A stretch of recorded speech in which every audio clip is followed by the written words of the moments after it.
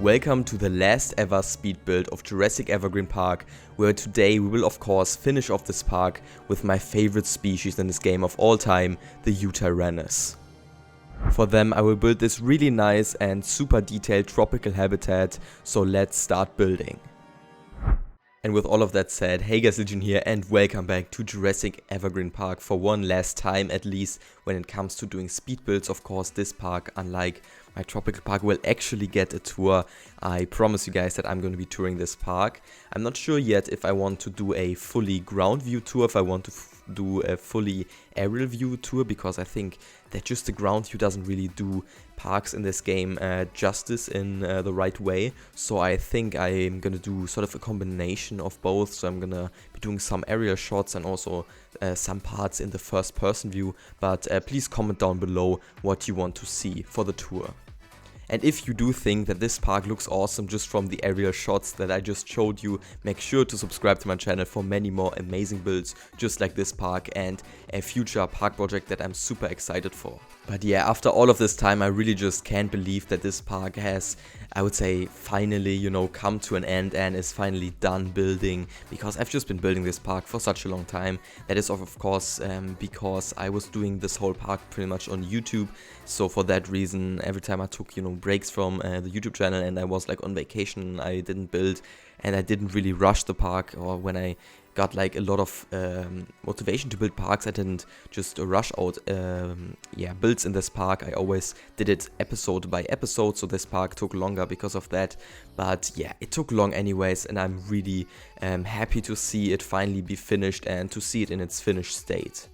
And I do have to say that it was definitely finally time for this park to be done, because the lag was getting pretty insane at this point. It was really annoying to play with all of this lag. Every time I'm in the path menu is super laggy. Every time I place an item, there's a little lag spike, and also deleting items is super annoying because it lags. Like, the lag is probably the most insane when I'm in the deleting mode, just because it has to load all of the hitboxes of all of those items I've already placed. But yeah, even with those issues, actually there was a little issue right now in the speed build that you just saw maybe, and that was that I couldn't place down buildings whilst recording. I actually had to pause the recording and then place down the amenities so I could actually have them in my park, because every time I selected the amenities and tried to place them down whilst recording, it would just crash my game, and I literally couldn't do it, so I had to do that off screen. But anyways, I think I made a very nice decision and just did a very nice build to finish off this whole park. I think it looks really, really cool. I love just the vibe of the Yutyrannus habitat. I love how lush and tropical it looks, which was achieved with a lot of plants. And also this plaza I think is really nice. The special little thing about this park and the layout of the park is that in the middle, the big entrance with all of those water terraces around it, you just saw in the beginning, that's the park entrance. Then the guests actually go through the big innovation center from Jurassic World, that big Jurassic World pyramid innovation center, and then they go into the park. And when they go to the left, they start going through the whole park, and then the park actually loops around the entrance. The entrance is also surrounded by this big Brachiosaurus and Parasaurolophus habitat, and then the park sort of loops around that habitat, and there are multiple different viewpoints inside of the park that reference that habitat later. The one for the Paras and the Brachis, which I think is just a really cool feature and a recurring theme in the whole park. And then also, the park just loops around that habitat and then comes back to the entrance, which is where we are today. In this episode, we are building a plaza just right next to the entrance, so that when you are finished with the park, you are on this plaza. This is the last habitat you see, and then you can just go back to the entrance really smoothly. And that's what I really love about this park, just the way that this whole layout perfectly loops around. You come in at the entrance with the helicopter, you loop around, you go through the whole park, and then you can just go back into the helicopter and fly off again. But then also I think what I could do is draw maybe a little of a comparison to a park I also finished this year, which was not too long ago. That was the whole Unity Park, the big collab, and I have to say it feels a lot different, the finishing of those two parks. With Unity Park, it really felt like a big, I don't know, weight lifted off of my shoulders, a lot of stress gone, because I didn't feel like having to finish that massive project anymore. And also Unity Park was actually a lot worse with the lag, which is not just because of the park size and all of the detail in it from us building in it. It is also, like I told you guys many times in that series and also that finale, it is because of the map. The map for some reason is just pretty weirdly optimized, and the Biosyn map especially, I can't recommend to build on it. It has a very nice foliage texture with like that fern. I think that looks super nice, and I wish we had that on other maps as well. And also the whole terrain brushes are pretty nice. I really like the sand brush especially. But I do have to say that I can't recommend building on that map just because it's so much laggier than the other maps. I really don't know why. It's just for some random reason the map, I don't know, it's more difficult to load or something. It just, it lags so much, and the lag I experienced there was really terrible. And it even crashed sometimes just from using terrain brushes. And right here, of course, it wasn't as bad. And this part, finishing this part just feels... it makes me sort of feel proud or happy because I've been working on it so long and now it's done, and it makes me so happy, and you know, feels so good to see it be finished and how this whole park works together, how all of the habitats look next to each other. And then also there was a long time ago, I think it was between the first and second episode even of this park, you can check out the full playlist by the way on my channel. There was a little bit of a save file overwriting accident that happened to me. I did have a backup file. We can actually learn two things from that incident, and that is that you should always have a backup file, and that you should also regularly do your backup files, because I did have a backup file luckily, so the park wasn't lost, but the backup file was quite old, so 2 of the habitats had to be rebuilt, and I said I was gonna do it at that point, but I still didn't do it up until just a few days ago, when even after finishing this habitat I'm building right now. And the reason for that is just that it was not a fun thing to do.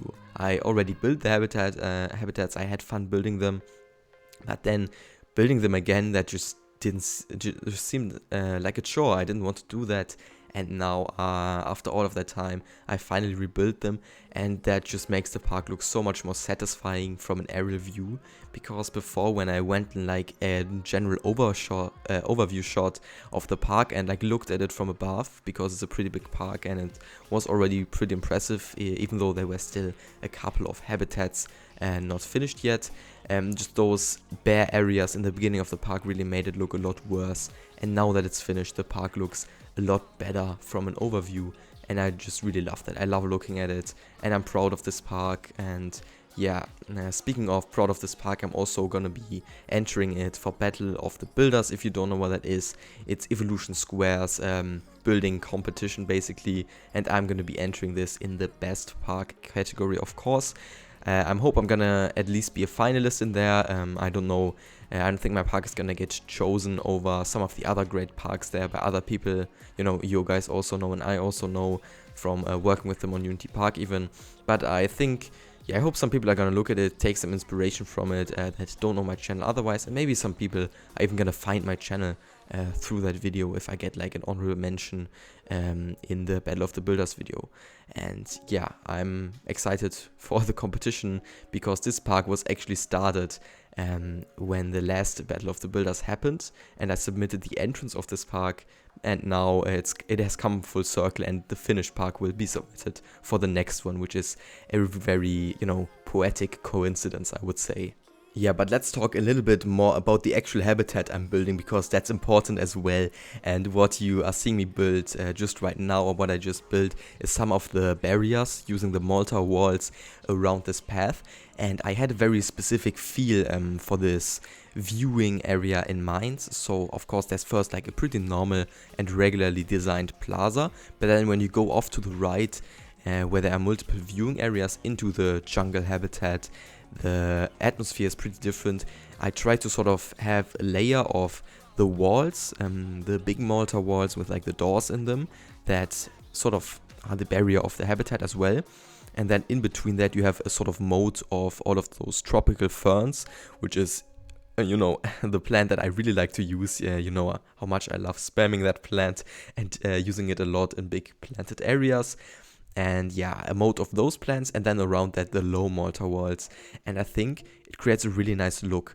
Then in the middle there is also this area of the big mortar walls, and inside of that I placed a bunch of trees and tried to make them pretty tall, and then also use a lot of the mortar trees, and especially the mortar trees. Also the jungle trees work for this, the tropical trees, but with those mortar trees you can have them sort of arching over the path and sort of creating a tunnelish or pretty, how would you say, a pretty grown in feel, just like you're right in the forest and those tree canopies are over you, and that creates a very nice atmosphere for the guests when you're walking through it. And then you look into the habitat and there's the same atmosphere in there. It's a very lush jungle, and I'm also very proud of how the habitat turned out. I think maybe a lot what went into my head when designing this habitat and coming up with the foliage choices and how I place the foliage in this habitat is because I've been playing Planet Zoo again recently and had a lot of fun with it, of course, and I have been building the some tropical habitats in that game because I just love, you know, building those tropical habitats using all of those different amazing looking plants. And I sort of tried replicating that building style a bit, where you really just have all of the dirt in the areas where the animals could walk, and then I really tried to make this a super overgrown jungle by not everywhere the animals can actually walk, and there are the areas where they can walk, where there's the sand brush, which is how it's called, but it's more of a dirt brush. At least that's how I use it, and that's more what it actually looks like. And then there, right next to that, you have all of the rocks and all of the tropical ferns and all of the bushes, and the dinosaurs can actually walk through that, and it looks super lush and super overgrown. So many plants. It really does convey that feeling of a jungle, and I think just the vibe in there it's immaculate. I really do like it. It is pretty similar to my Yutyrannus habitat, the jungle habitat in Unity Park. Which is kind of funny because I built again another tropical habitat for Yutyrannus. Here I tried also to go for sort of the temple-ish theme. I guess that's just sort of what I like building as habitats, and then also with me loving the Yutyrannus, I think I just spent a lot of time on their habitats. And yeah, so I did what I did in that Unity Park episode, but even more plants, and I think it turned out even better. But here, before we get into building the actual habitat, here's a little overview of the layout I created. Over there is going to be a log placed, and there's going to be some structures right here, and you're going to see me take this layout and just turn it into reality. And also I filled in all of those ferns and the path right there on the plaza as well. And now all of that detailing and creating of the habitat I just talked about, you can actually see it in action now. And yeah, first I'm raising all of the terrain around the river because I wanted to create a river bank, which is actually inspired by Caesar Creates in Planet Zoo, and the river banks in his reptile house, and the river banks for those alligators, for example. Basically I'm going to explain. So you have the water, then you have just sand next to it, which is going to be the riverbank, and then right next to the riverbank we're going to be starting off with some rocks and then some plants in there, the big fluffy bushes, then all of the trees, and I think it gives off a really nice look. And I also tried to put multiple palm trees right next to the water. There are not that many palm trees in the whole habitat otherwise, but the most palm trees are actually next to the water, because I think, yeah, that's what I saw in jungles, and that's, you know, how it looks like if you have these watery areas. The palm trees usually grow next to the water, and there are almost only palm trees there, so I could sort of try to add a little bit of realism in there as well. But yeah, then on the sort of left side on the habitat, which is the side of the habitat that will be built in the speed build right now, I sort of built the first half before. I only built the first half, the left half of the habitat on camera, and yeah, it was already a lot of footage, so I sort of slowed that down, and I don't slow that down, of course sped it up and then cut out quite a few things to reduce the time of the video. I didn't want this video to be too long for you guys. So yeah, I think you're still gonna be able to understand how I built this habitat and how I did all of the foliage. But yeah, then the second half was completely done off camera, and I think that it was the same. It was a lot easier.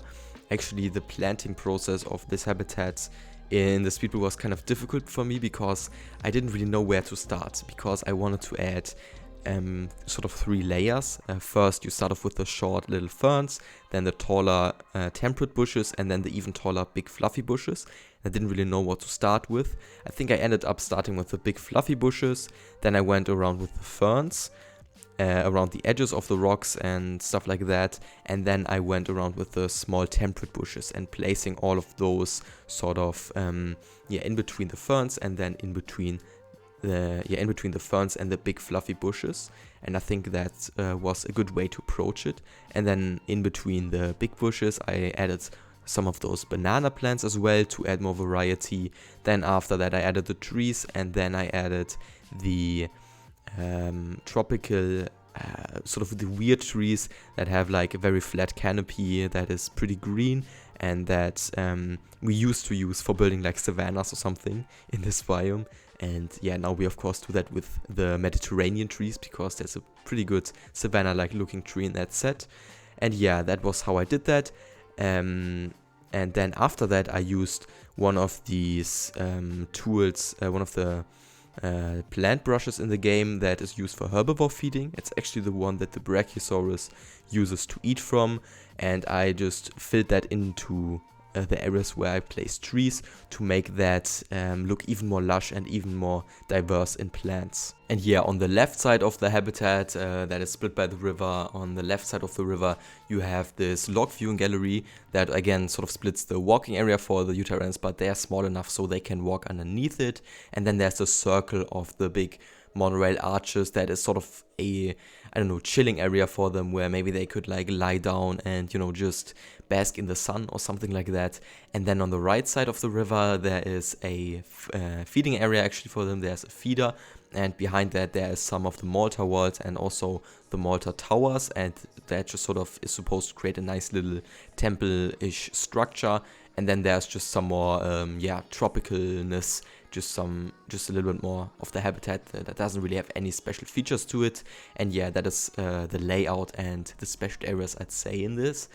And out pretty much the back, as you guys can see, there's also this bigger monorail arch just sort of curving around the habitat, which also adds more structure to the habitat, and I think it looks really, really nice. But yeah, with all of that said, I'm really happy that I was able to create such a special habitat for my favorite species in the game. Let me know in the comments how you liked it, how it turned out. And yeah, I'm finally done with this park. I love how the park looks, and I hope you guys do too. Make sure to check out the full series if you haven't yet. It's a playlist on my channel. See you guys in the next one. Enjoy the cinematics of this beautiful habitat. Bye bye.